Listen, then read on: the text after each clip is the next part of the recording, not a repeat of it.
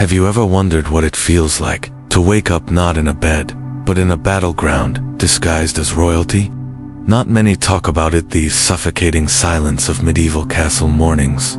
The way the air slices through your breath like a blade. The way stone doesn't echo warmth, but grief in the heart of the Loire Valley. Inside the illustrious Château de Chambord, Lady Elinora awoke with a gasp. Not the gentle flutter of eyes adjusting to light. No, her mornings began like a soldier, thrown into battle before dawn, abrupt, aching.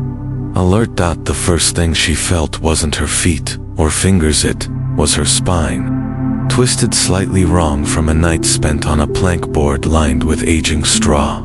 They called it a noble's bed. It was really a torture device wrapped in embroidered deceit. The linen was ornate, yes, but the truth lay underneath. Moldy stuffing, infested corners, and straw so old it should have earned retirement. The second sensation was cold. Not just any cold, but a living, crawling cold. It crept under her skin, it whispered across her ears, it made her breath visible in the early blue light of dawn. Cold had a voice in the castle, and it was relentless. And then came the sound. A voice echoed down the hallway, raspy, commanding, unapologetic. Up, my lady. It's past moon's breath. It was Awen, her human alarm clock. A man paid to yell, to jolt, to remind everyone in this fortress of stone that survival didn't wait for anyone to feel ready. Elinora blinked. She hated mornings, but not for the reasons you or I might. She hated them because they reminded her that everything about her, life, royalty, rank, beauty, was an illusion. Because waking up royal was a burden, a performance, and each morning was a curtain rise. She sat up slowly, spine cracking, breath steaming. Her bare feet slid across the floor and met the cruel chill of ancient stone. There was no slipper, no rug, just the unforgiving reality of what passed for luxury. You see, castles weren't warm, glowing palaces. They were fortresses, cold, defensive, and cruel, designed to keep invaders out, and to remind those inside of their place in the hierarchy. Lady Elinora, though born into silken stature, still fought the same morning battles as the lowest maid. The battle for warmth, for comfort, for a clean breath of air that didn't taste like soot or history. She reached for her yesterdays, always yesterdays. No one changed in the mornings, not unless they wanted frostbite. The stone walls weren't just cold, they held cold. They absorbed it, fed off it. If you tried to change clothes, the air would punish you. So she layered wool over linen, draped a heavy cloak over her shoulders, and wrapped a faded scarf around her neck, more habit than necessity. It had belonged to her mother. It still smelled of rosewater and rosemary, though faintly now. That faded scent was her shield, a small act of defiance against the gray, biting air. Sunlight didn't fill the room. It couldn't. The windows were slits, narrow and uninviting, designed to launch arrows, not hope. On clear days, a blade of gold would stretch across the stone floor like a dying candle, but most mornings were murky, clouded, grim. As she moved toward the corner of the room, her foot struck something hard. She bit back a curse. The chamber pot, even that too, was a gamble. Elinora was lucky enough to have one. Others, they did their business wherever they could and hoped the winds carried the smell away. It was a lie that royalty lived well. They lived carefully, cautiously, quietly, because every comfort had a cost, and every inch of grace had to be earned with restraint. She glanced out the window. Below, she saw servants already hauling buckets of ice-touched water from the well. One slipped, nearly falling, only to be caught by another. She smiled for a heartbeat. That moment, a human connection in a world of stone, was the only warmth she'd feel before midday. Suddenly, the door creaked. No knock, no warning. It never came with warning. Brina, her maid, entered. Her cheeks flushed, her breath quick, her eyes avoiding Elinora's. Forgive me, my lady. The baker says the ovens are slow this morning. Elinora nodded. The fire wet again. Yes, my lady. They didn't need to say more. Both knew what it meant: no warm bread. Just hard, cold leftovers from last night's loaf, possibly soaked in ale, just to make it chewable. Brina helped her tie the last string on her bodice. Neither spoke again. In the castle, silence wasn't uncomfortable. It was sacred. It was survival. There was no singing in the morning, no smiles, no idle chatter, because the day had to begin with discipline. You never knew when news of war, plague, or famine would knock at the gate. Every morning could be your last. Elinora stood still for a moment, her eyes locked on the frost forming along the inner edge of the stone arch near the hearth. The fire had gone out hours ago. The embers were ghosts now. She whispered a small prayer. Not to God, exactly. To warmth, to the sun, to the idea of something softer than the world she lived in. And then she exhaled. Her performance had begun. Lady Elinora, noble of Chambord, heir of nothing but duty, descended the stairs of her own cold palace. Her hands trembled from the chill, but her posture remained perfect.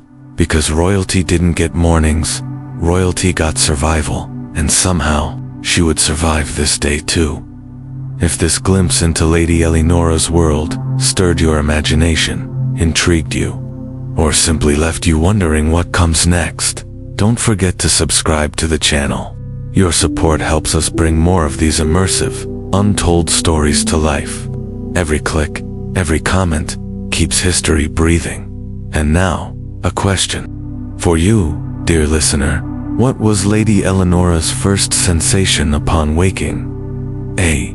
The sound of Alwyn shouting in the hallway. B. The sharp pain in her back from a night on Strakaman. Your answer below with A or B. We'd love to see what you think. Bravery takes many forms. Not all of them come with swords. Some come in the quiet moments, just before dawn, when the only battle is between your bare skin and the bitter sting of water drawn from the earth's coldest veins. Lady Elinora knew this kind of bravery intimately. Every morning began with ritual, not the grand kind, not the public kind with banners and hymns, but the private kind. The one where dignity was forged, not in gold, but in grit. Her wash basin stood beside the window, carved from splintered oak, the iron bucket set into its frame, already steaming with frost. It waited like a test. As always, she faced it alone. Brina had filled it just before daybreak, hauling water from the courtyard well, her breath visible in clouds, her sleeves soaked through. She never complained. Elinora never asked her to hurry. Between them was a silent pact. This was survival, not ceremony. The water did not welcome, it punished. Elinora rolled up her sleeves, her fingers trembling slightly before they touched the surface. The shock of cold traveled through her like lightning, immediate and cruel. Her breath hitched, her lips parted, and for a moment, she felt like screaming. But she didn't. That was the rule. You endure. Soap was another trial. Not soft, not scented, nothing like the indulgences she'd once imagined in her childhood stories. It was hard, gray, and crude. Made from the lye of wood, ash mixed with rendered animal fat, its smell clung to the skin long after it was rinsed away. She scrubbed her arms, her neck, her face with a resolve that came not from desire, but discipline. Once, long ago, hygiene had been comfort. When her mother still lived, mornings were fragrant with lavender and crushed mint, heated stones, wrapped in linen, gentle laughter beside the hearth. Those mornings had disappeared with her mother's final breath. What was left now was raw necessity. But Elinora had salvaged one thing. She had reclaimed the ritual as her own. On nights when the fire held just enough warmth, she would steep herbs, rosemary, sage, thyme, let the steam rise, and wrap herself in it. A towel over her head, her eyes closed. She would breathe it in and pretend if only for a minute. That the castle walls weren't made of ice and silence. No one knew about that ritual. Not Brina, not the steward, not even Father Bernard, who claimed to know every soul's rhythm in the keep. It was her act of rebellion, her whisper of softness in a life that asked her to be stone. She had seen what Hygienor, the lack of it, did.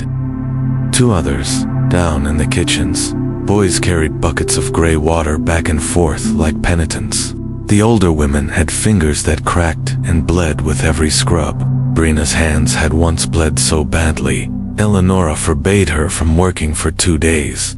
She tended them herself, using salve she made with beeswax and dried petals saved from the summer gardens. There were no baths. Not really, if you were lucky. You shared a large tub with water, reheated throughout the day, and passed from one body to the next. Elinora rarely used it. Not for pride, for practicality. She didn't trust water warmed by others, dirtied by others, forgotten by those who would forget her just as quickly. There were whispers in the court about grander castles, innovations, lead pipes connected to fire-warmed hearths. Elinora knew better. She had read the records herself. One lord poisoned half his estate that way. The pipes warmed the water, yes, but slowly drained life from those who bathed in it. In Chambord, they stuck to what they knew: fire, buckets, patience. There was no perfume, no rose water, just dried herbs tucked into the hems of garments, or in sachets hung above doors to mask the scent of unwashed stone and smoke. Elinora wore a pouch of juniper and clove beneath her bodice. She told no one, but it reminded her of spring. In the winter months, the basin froze over.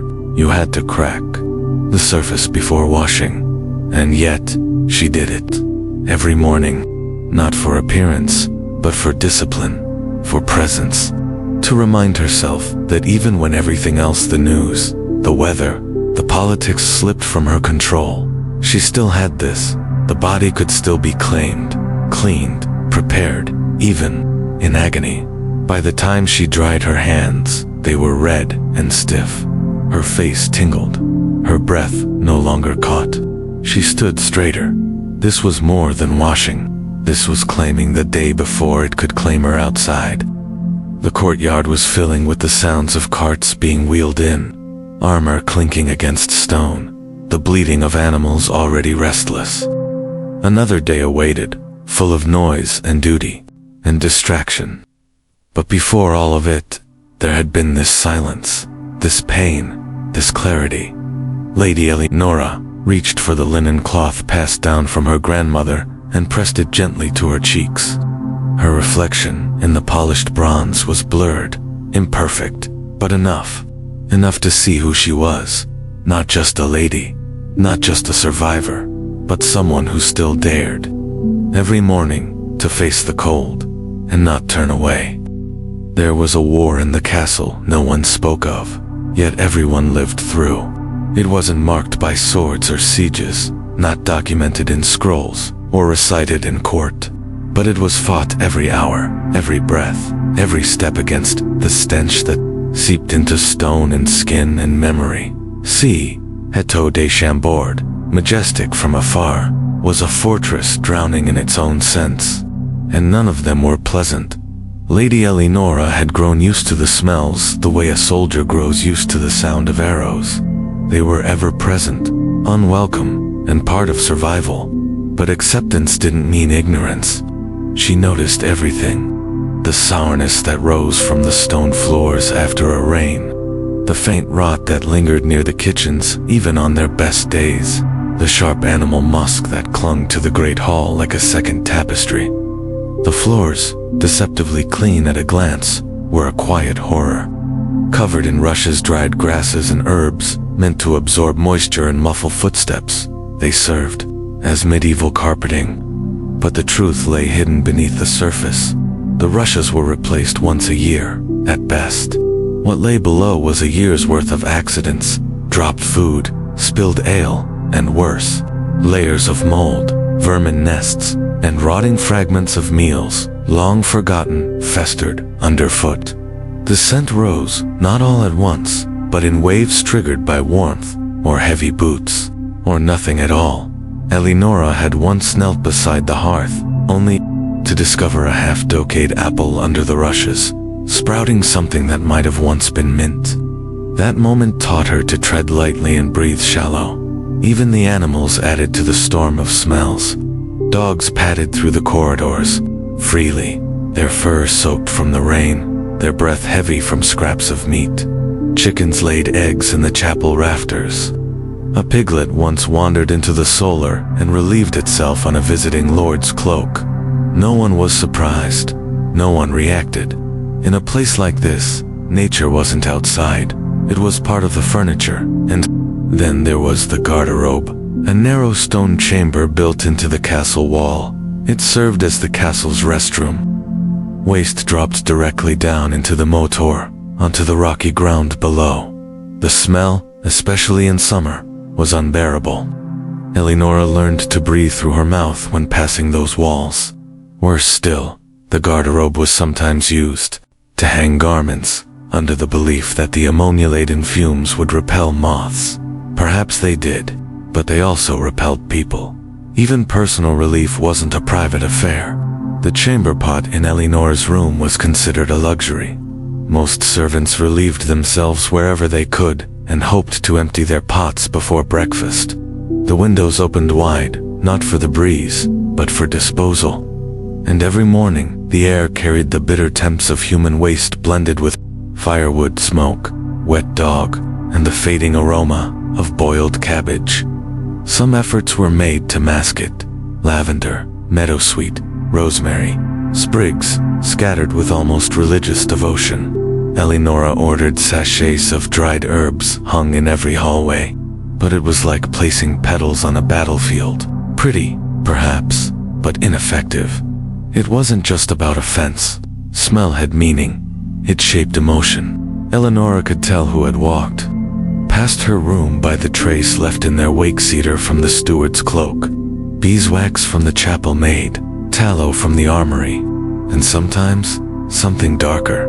Decay, illness, a warning that someone in the household had begun to fade.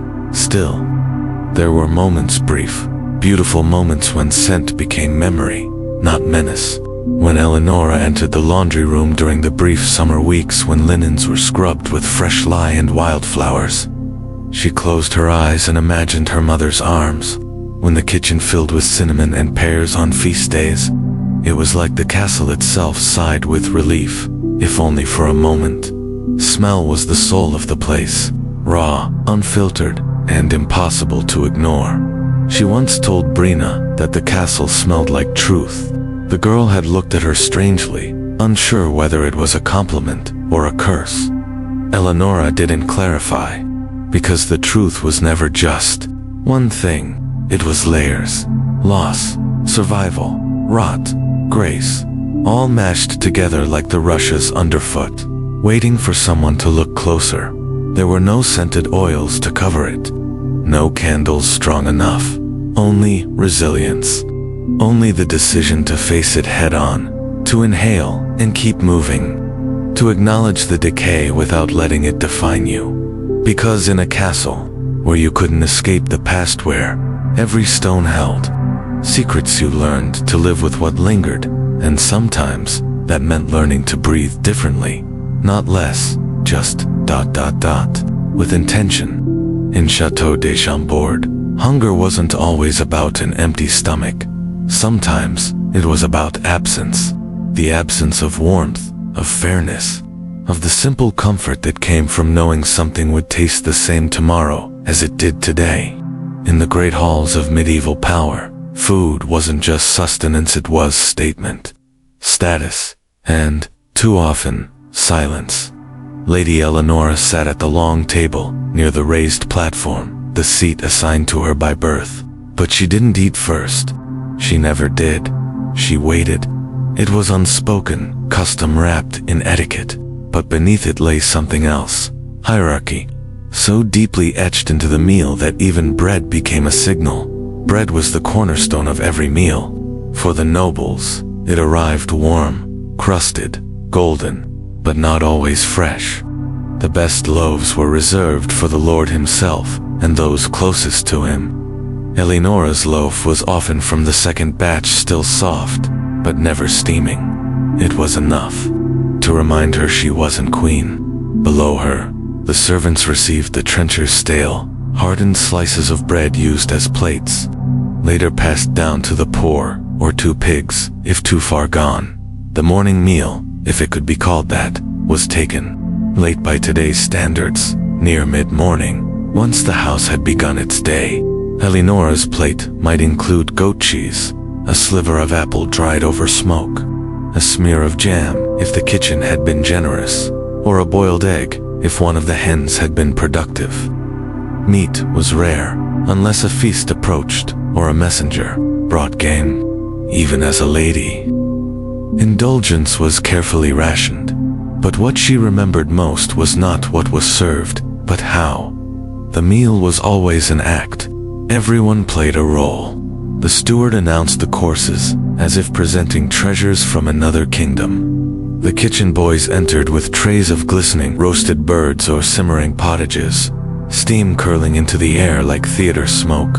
Yet just beyond the door to the great hall, in the tight spaces where no titles lived, servants ate cold leeks and bread soaked in broth, scraps of the noble's abundance, but none of its elegance. Elinora knew this well. She had once followed Brina out of curiosity, peering into the servants' alcove at the back of the kitchens. No tablecloths, no candles, no decorum. Just silence, exhaustion, and the slap of ladle against bowl. She never forgot it. From that day on, she asked for smaller portions, always returned uneaten meat to the kitchens, and insisted that leftovers be delivered directly to the servants' quarters, not as charity, as dignity. In the great hall, placement mattered more than portion. To sit near the Lord was to have power. To be placed at the edge was to be forgotten. Salt, the simple mineral that preserved life, was the unspoken compass of respect. If it was placed before you, you mattered. If it was out of reach, so were your chances of influence. Elinora often watched new guests realize this, their faces shifting as they found themselves too far from the salt dish. She saw men break alliances over seating, and once, a knight nearly draw his blade when moved one seat too far from the high table. And yet, in the quiet evenings, far from the feasts and politics, something else unfolded in the corners of the castle, under torchlight and behind heavy doors. The squires and stable hands gathered for their own kind of feast. Pilfered cheese, a crust of bread snuck from the pantry, maybe even a handful of dates if someone was particularly bold. They told stories, shared crude jokes, challenged each other to eating contests. Elinora had walked in on one of these gatherings. Once, cloaked and silent, no one noticed her. She stayed for nearly an hour, unseen, listening, laughing, remembering what joy sounded like when it didn't need permission. That memory stayed with her far longer than any royal banquet. Back in the grand hall, food continued its theater. Roasted peacocks redressed in their own feathers. Pies filled with spices so heavy they made the eyes water, spices, not for flavor, but for pride. To show you could afford something imported, everything was a message. The type of wine, the weight of the cutlery, even the way one broke a loaf could be interpreted. But beyond the display, food carried risk. Without preservation, rot was always a heartbeat away. Salted meats could still sour. Cheeses could turn too quickly. One mistake, one misjudged barrel, and illness would spread through the castle faster than rumor. The cook, a weathered man named Tolan, often muttered that the kitchen was more dangerous than the battlements. Sometimes, Elinora believed him. Despite it all, there were moments, small, sacred ones, when a meal brought peace. A cup of broth shared in silence. The aroma of herbs drifting from the hearth. A stolen sweep between duties. Food had the power to pause time, to remind those who ate not just of their place, but of their humanity. That was why Elinora took her meals slowly, not as a sign of refinement, but reverence, because in a world where so much was hard, where mornings froze the breath in your lungs and evenings demanded performance, a warm spoonful of stew could be salvation, and she never forgot what it meant to have enough to eat, or what it meant when others didn't. Morning light in Château de Chambord was not soft. It spilled over stone like a challenge, casting long shadows across the ramparts and illuminating every imperfection carved into the walls by time and tension. The castle stirred, but not with gentleness. It braced. Defense was not a moment. It was a mindset. Elinora understood this more than most, long before the sun reached the central courtyard. Her castle was already at war, not with an enemy at the gates, but with the threat of one, always invisible, always imminent. She stood atop the eastern tower, the highest point on the wall walk, her breath drifting in the air like steam. Below, the moat shimmered deceptively calm. Most would see it as a placid moat, reflecting a sleepy sky.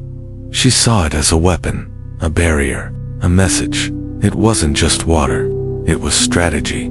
Some mornings, she would order the drawbridge lifted, not out of necessity, but to remind everyone how fragile openness could be. The groan of the massive beams and chains echoed through the grounds, a sound no one could ignore. Soldiers paused mid-drill, cooks set down their spoons. Even the hounds in the courtyard grew quiet. It was a sound of consequence. Inside the barracks, young squires buckled leather straps and tested their footing. Armor, still clumsy on their growing frames, clanked with every movement.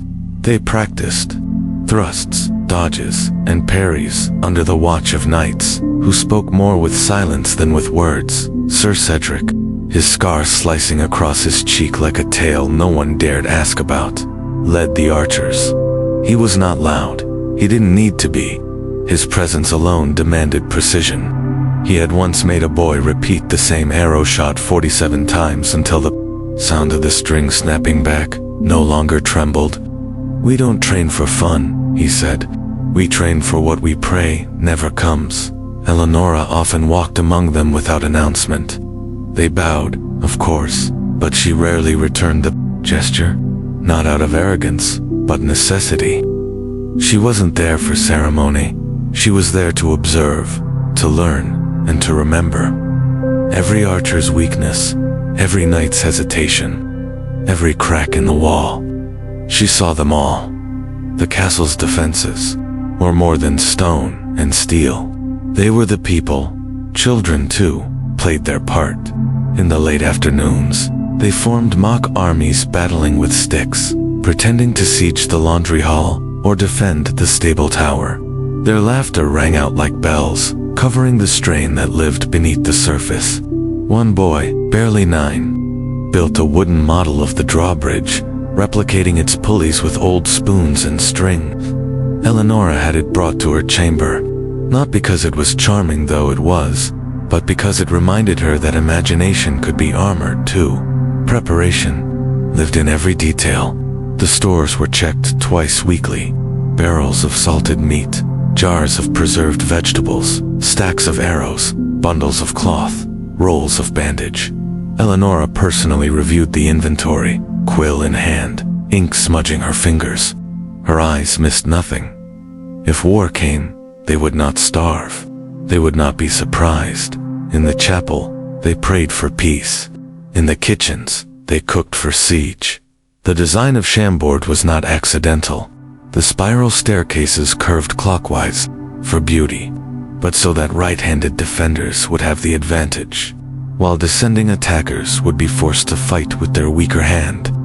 The arrow slits were angled to force precision, not offer comfort, and the murder holes strategically placed above the main gate waited in silence, ready to pour oil, stones, or worse, upon anyone foolish enough to cross the threshold uninvited. And yet, defense was not just about the walls. It was about morale. A castle was a body, and every soul within it, a vital organ. If fear took root, the walls could collapse under the weight of doubt.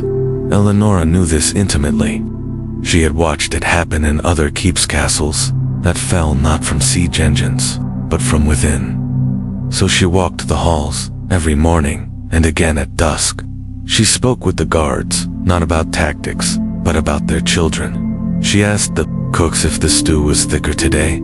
She nodded to the stable boy and remembered his name. These were her walls, yes, but these were her people, and they were her true defense.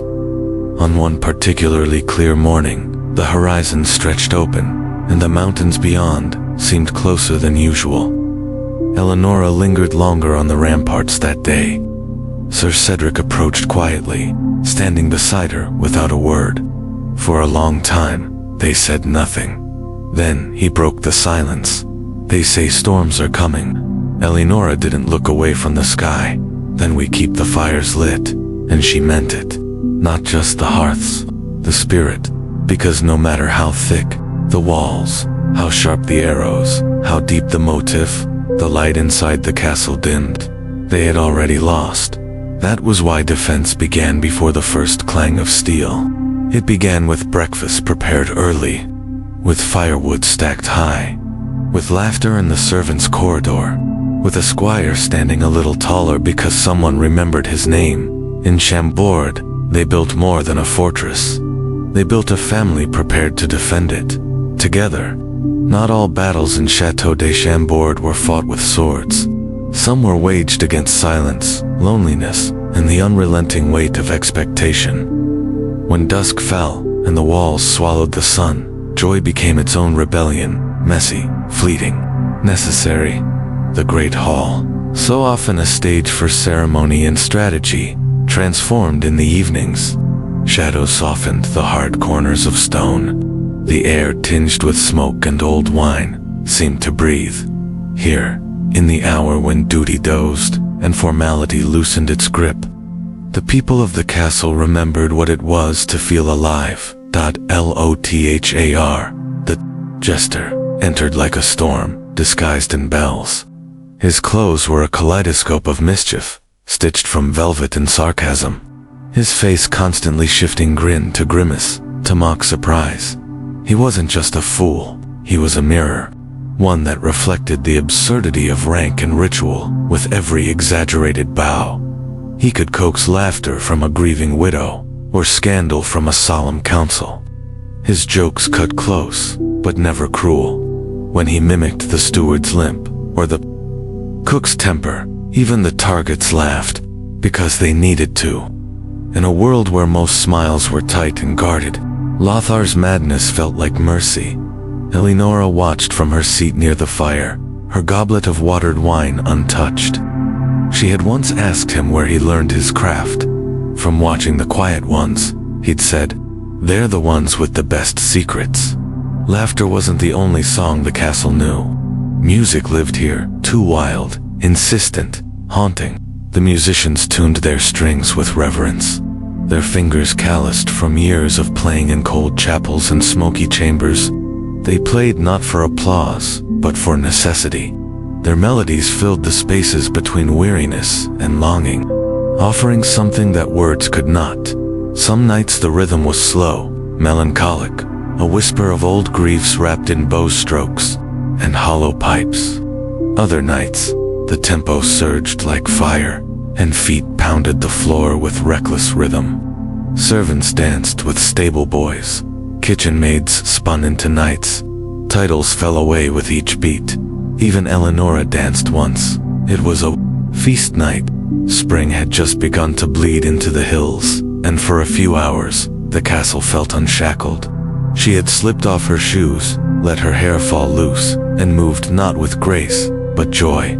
Sir Cedric, watching from the edge, raised his cup to her, and nodded once, a rare gesture, loaded with silent respect.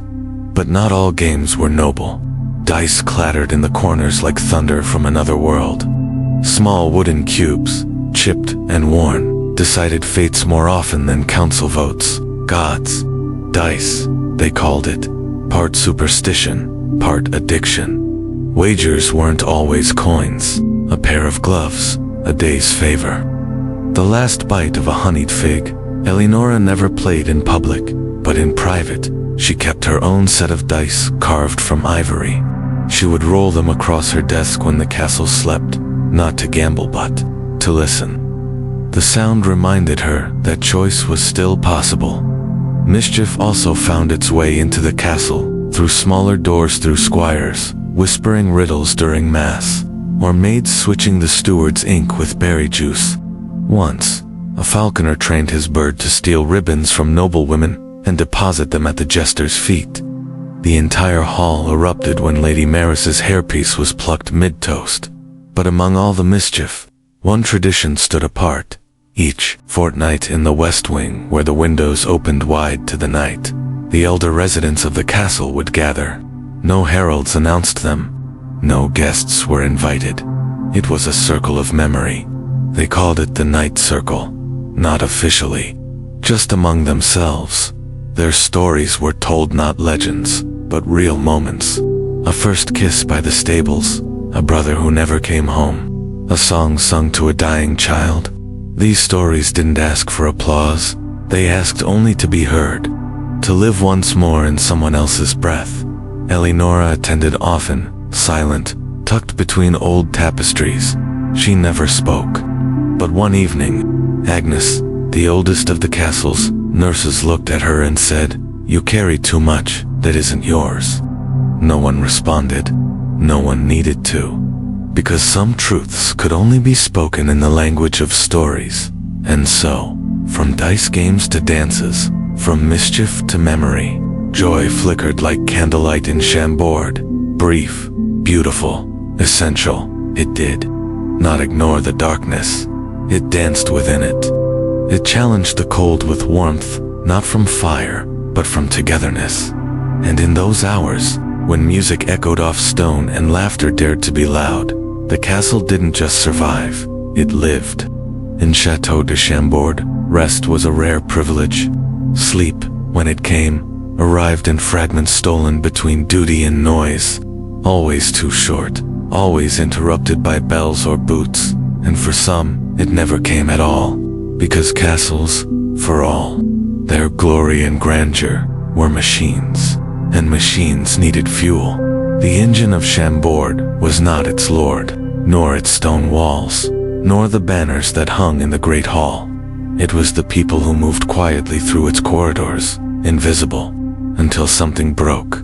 The ones whose names rarely made it into songs, gung farmers. Those tasked with emptying the latrines and chamber pots worked under cover of night, not out of shame, but necessity. The stench was unbearable by day. They hauled waste with their heads down, shoulders hunched, hands wrapped in cloth soaked with vinegar to keep nausea at bay. One of them, a man named Geron, had worked the task for 20 years. He had no teeth left, but his wit was sharp. "The job stinks," he said once with a shrug, "but the castle smells worse without it." The kitchen never slept either. Fires roared before dawn. Pans clanged. Bread was kneaded, broth stirred, spices pounded by mortar and stone.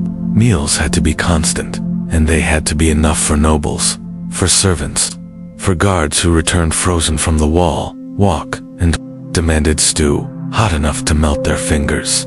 Tolan, the head cook, was as feared as any knight. His ladle was a weapon, and his memory was terrifying. He remembered every theft, every ruined dish, every late delivery. But beneath the bark was a man who once baked a loaf in the shape of a falcon for a boy who'd lost his bird. No one saw it but Elinora, who helped him deliver it in silence. There were boys, barely 10, who turned spits for hours, hands blistered, arms aching. There were girls who sorted herbs until their eyes blurred, who burned themselves fetching pots too heavy for their frames. They did not complain. They could not. In the castle, usefulness was survival, and there were keepers of strange titles. The turn brooch, the sauce master, the keeper of the wardrobe, not simply a tailor, but a manager of every garment, every scrap of cloth, every needle and thread. The blacksmith, a one-eyed man named Davin, repaired not just armor but pots, pans, gates, hinges, arrowheads, locks. and lantern hooks.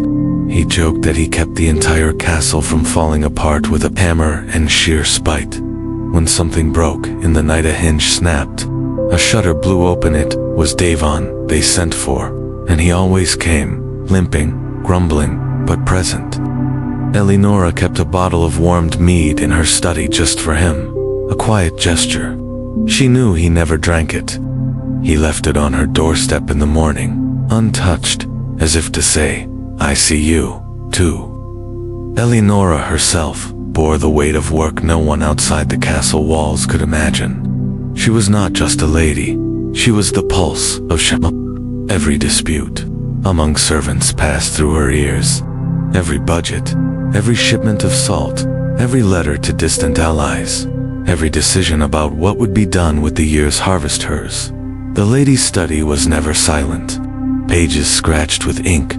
Well past midnight, wax seals hardened before they could cool. She wore through quills faster than gowns. Her mind carried the weight of 300 souls, each dependent on her ability to manage what no one else saw. Brina once found her asleep at the desk, face pressed against parchment.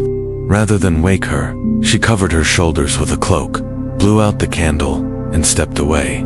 Later, Elinora thanked her, not with words, but by giving her the afternoon off, a rare, almost scandalous gesture. There were moments when the castle seemed to move on its own, so finely tuned were the roles, so well rehearsed the chaos. Guards rotated posts, kitchen workers shifted through stations like dancers, and children swept corridors, not because they were asked, but because they had learned that clean floors meant fewer rats.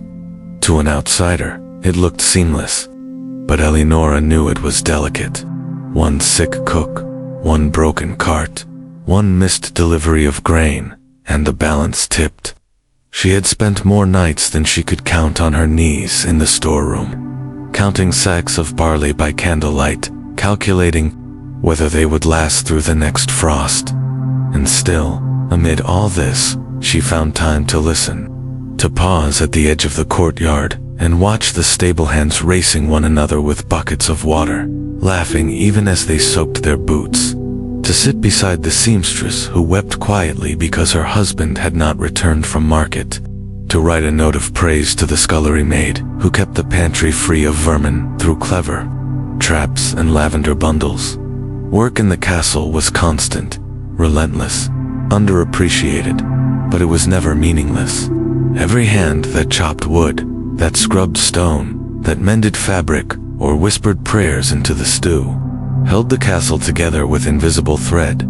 They were not thanked often, but Elinora saw them all, and in her silent acknowledgments, in the warmth of her leadership, in the steadiness of her choices, they found something better than praise.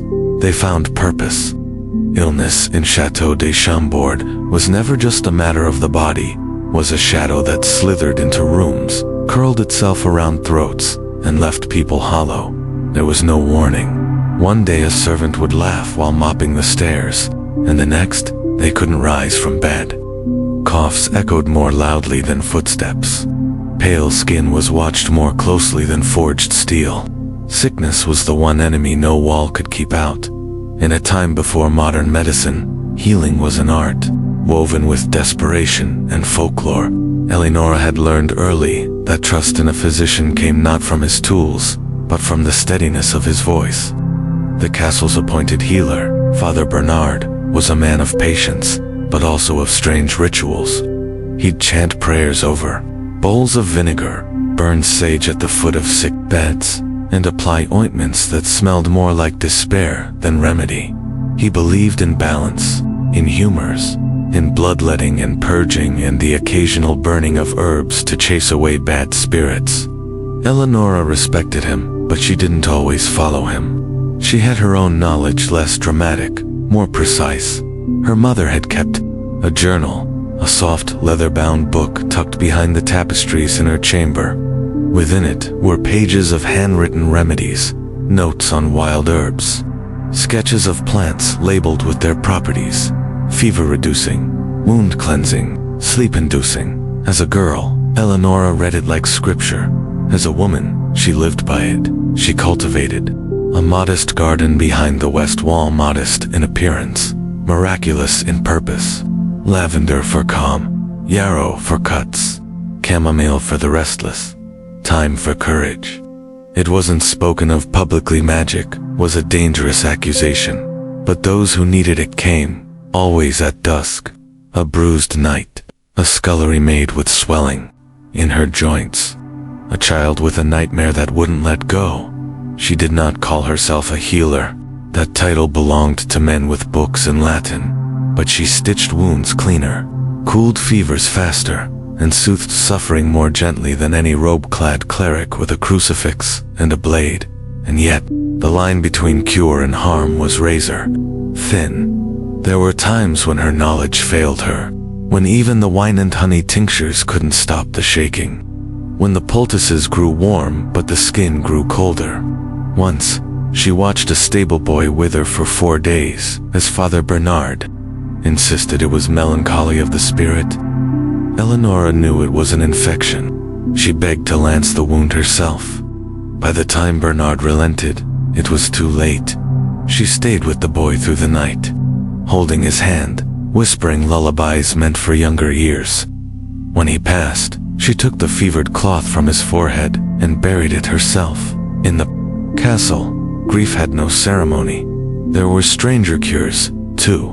Ones passed down in whispers, never documented. Powdered deer antler mixed with elderberry for muscle pain. Slices of raw onion tied to the feet to draw out fever. A charm sewn into a pouch, hidden beneath a sleeve, to trick the illness into leaving. Elinora dismissed most of them, but never mocked them. Hope, after all, had its own healing properties. She had heard stories, grim and surreal, of skull powder stolen from burial grounds, of crushed emeralds ground into paste, of peacock brains fed to children to stimulate memory. They weren't tales, they were prescriptions.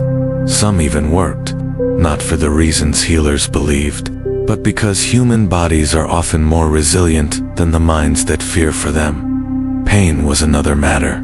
There were no opiates here, no clean white pills, just ale warmed over fire, or wine mixed with bark and prayers. When bones broke, they were bound. When flesh tore, it was sewn with coarse thread and teeth clenched tight. Father Bernard once poured hot wax into a wound to seal it. The boy screamed until he fainted. He survived, barely. Elinora sometimes wondered if their treatments helped at all, or if it was simply the presence of someone, anyone, staying by the bed. That was the part of healing no book could teach. She had learned to sit in silence, to hold a hand, to hum when words failed. She knew how to place cold cloths gently across fevered skin, how to wash blood without showing fear, how to nod at a mother who already knew her daughter wouldn't rise again. The hardest part was hope, giving it without lying, holding it without clinging. And still, in the darkest rooms of the castle, beneath ceilings stained with candle smoke, miracles happened. Wounds closed, coughs eased, babies were born, bones mended, not from magic, from care, from persistence, from the quiet war waged daily by women like Elinora, whose only weapons were patience and clean water. When the healings did come, they were celebrated, not with feasts, but with silence, with a shared glance, a breath of relief, a gentle nod between the living and the almost lost. Because in a world so often ruled by death, every act of healing, no matter how small, was its own kind of rebellion. When the last light slipped below the forest line, Château de Chambord became something else entirely. It wasn't just a fortress anymore. It was a breathing thing, quiet, watchful, ancient. The same halls that rang with laughter by day became echo chambers of memory by night, and the people within it, no matter their rank, learned not to fully trust the dark. Lady Elinora never feared the night, not in the way children did. She had lived through worse things than shadows, but she respected it. She understood its power, the way it softened the edges of certainty and drew out the thoughts you worked so hard to suppress. She had long since stopped lighting every candle. In her chamber, too many flames made the dark feel angry when it returned. Instead, she lit just one. Let the night arrive slowly, gently, like something invited. Most in the castle couldn't afford that luxury. Candles were precious. One candle could cost a day's wages. Torches lined the main halls, but they flickered with a kind of false security. They illuminated very little and exaggerated everything. A table became a crouching beast. Armor looked ready to walk. Curtains moved as if breathing. The guards had their own rituals. Some carried bells to jingle as they walked. Others sang, terribly and off-key, not to entertain, but to remind themselves they were real. One guard, a young man named Thao, swore he saw a tapestry blink. He refused to patrol the north wing again. There were rules, whispered but followed. Never turn your back to an empty hallway. Never look too long into a mirror after midnight. Never answer a whisper unless you're sure who it came from. Elinora had once read through the castle's older ledgers, seeking records from a time even her grandparents hadn't known. And there, buried between tax reports and grain inventories, were entries stranger than fiction. February 13th, reported sighting of cloaked figure in library. No footprints. May 2nd, guard claims armor reassembled itself overnight. Investigation inconclusive. And her favorite, simply, avoid west stairwell. Smells of roses, no visible source. Even she couldn't explain the feeling that sometimes wrapped around her spine when she passed certain thresholds. The air grew different, heavier, expectant. Some places in the castle never truly felt empty, and yet, despite the unease, the castle did not feel malevolent, just ... burdened, as if it carried too many stories, too many unspoken words etched into its walls, and perhaps it did. The dungeons were worse. At night, the lower levels hummed with something colder than mere stone. Elinora rarely descended after dark, but when she did, she brought more than one torch. Not for visibility, but for comfort. She had heard stories of prisoners whispering to unseen cellmates, of rats that disappeared without trace, of chains that rattled with no wind to move them. Yet in that darkness, strange moments of humanity bloomed. There was once Tenora, merchant imprisoned for debt, who began offering guided tours of his cell to guards in exchange for bread. He carved his name into the wall, along with a tally of visitors. When he was released months later, he left behind a scrap of parchment that read, "This cell is not haunted. I am." No one erased it. Elinora often stood at her window long, after the castle had fallen still. The towers cast long shadows over the courtyard. Below, the last lanterns bobbed as the night watch made their rounds. She could see her own breath on the glass. Sometimes, she would speak aloud softly, not expecting an answer, not prayers, just acknowledgments, to the stillness, to the ones who had come before, to the ones who would come after, because the truth was, the castle was never truly silent. There were always footsteps that didn't match the count, a door that swung just once too often, the smell of bread when the ovens were cold. Even Lothar, the jester, once confessed that he avoided the minstrel's gallery after sunset. "Too many songs I didn't sing," he whispered, eyes unfocused. But it wasn't only fear that haunted the castle at night. There was something else, something gentler. The residue of love, of sacrifice, of memories too stubborn to leave. Elinora had felt it strongest the night she almost left. She had packed a single satchel, walked to the eastern gate. It was past curfew. No one saw her. But just as her fingers reached the bolt, she heard it, a song. Not sung, exactly, hummed. A lullaby her mother used to hum while tending the garden. No one had sung it in years. She turned. The courtyard was empty. She never opened the gate. And from that night forward, she understood.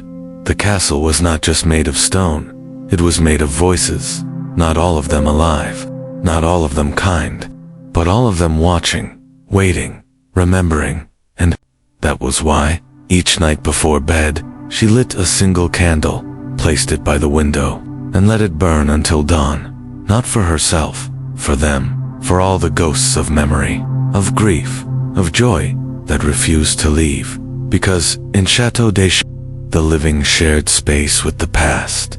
And to survive the night, you didn't need to be fearless. You only needed to listen. From the moment Lady Elinora first opened her eyes to the freezing breath of a chateau morning, her life unfolded in quiet acts of courage. Hers was not the kind of story etched into banners or preserved in stained glass windows. There were no grand victories won on the battlefield, no epic romances sung in courtly ballads. But within the walls of Château de Chambord, in the hidden corners of a world both harsh and magnificent, Elinora lived a life of profound impact. One few would ever see in full, and fewer still would truly understand. She began her days not in luxury, but in discipline. The cold of her chamber, the ache of her straw mattress, the echo of footsteps across stone floors, these were her constants, but so was her resilience. Every morning, she rose not because she had to, but because she chose to carry the weight of a castle, a household, and 100 unspoken expectations required more than nobility. It required soul. Her hygiene rituals were never for vanity. They were sacred moments of control in a world that offered little. The icy water, the harsh soap, the rituals passed down from her mother's lost hands.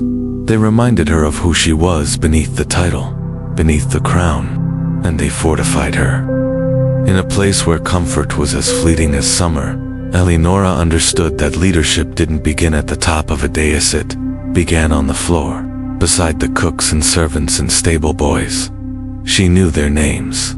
She saw their pain. She witnessed their unrelenting labor and understood that without them, the castle would crumble. So she made space for their stories, for their laughter, for their grief. Her kindness was never performative, was precision, the type that healed wounds you couldn't see, even in the face of the unbearable stench that clung to the very bones of the castle, or food politics that turned bread into a symbol of status. Lenora never turned away. She inhaled it all. She walked through it. She made choices, sometimes small ones, offering a slice of apple to a servant, sitting in silence beside a sickbed, spending hours counting barley in the storeroom. But in those choices, she wielded power that reshaped lives. She moved like a thread through her own tapestry, binding the guards to their purpose, the servants to their pride, the children to their curiosity, the walls to their meaning. When others rested, she planned. When others feared, she stood. When joy felt impossible, she protected the flame. She knew that laughter was not weakness, but resistance. That dice games and dancing were as necessary to the soul as rations were to the stomach. And when illness came, when fevers raged, and wounds festered, she stepped into the space where science had not yet found its footing. She became something more than noble. She became healer, listener, keeper of forgotten remedies, and voice for the nearly voiceless. Not with magic, but with presence. And as the sun fell, and night pressed its weight against the windows, she faced the castle's shadows with eyes wide open. She didn't deny the ghosts of memory, of war, of longing. She didn't hide from the cold breath of uncertainty that slipped through the corridors. She met it, each night, with a single flame and the promise of steadiness. Elinora's life was built from fragments.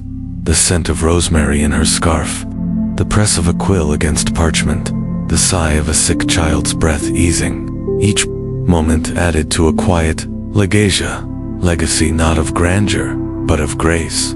She taught no lessons in the traditional sense, yet those who followed her, those who served beside her, those who heard her footsteps and read her ledgers, learned something rare. That dignity is not a gift, it is an effort.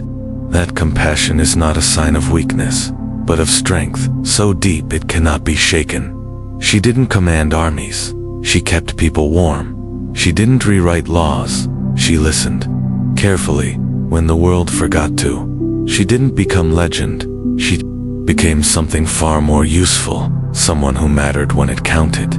Now, centuries later, we may look at stone castles and think only of history's noise. But beneath those walls, in the spaces where no sunlight reached, people like Lady Elinora lived full, defiant, meaningful lives.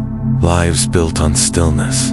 Lives shaped by the uncelebrated lives. In every way, like yours and mine. So what is the lesson we carry forward?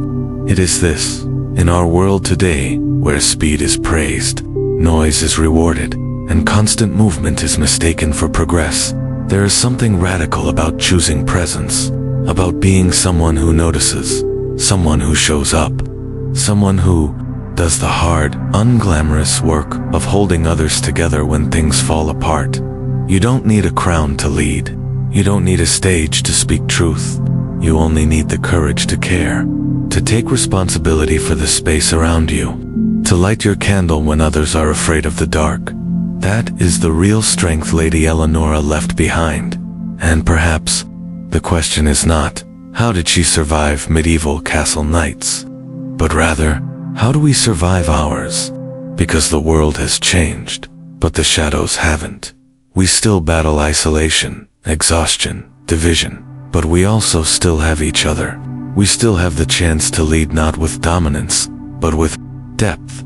Not with perfection, but with presence. What about you? Do you see pieces of Elinora in yourself? Have you ever held things together when no one else could? Have you ever been the quiet flame in someone else's darkness? We'd love to hear your thoughts. What part of her story moved you most? How do you define strength, now that you've seen hers? Share your answer in the comments. Let others learn from your light. And if this story gave you pause, if it made you feel seen, or made history breathe again, consider subscribing to this channel. Your support keeps stories like Elinora's alive and gives us the strength to keep creating more. Until next time, keep the candle lit. Someone out there might need its warmth.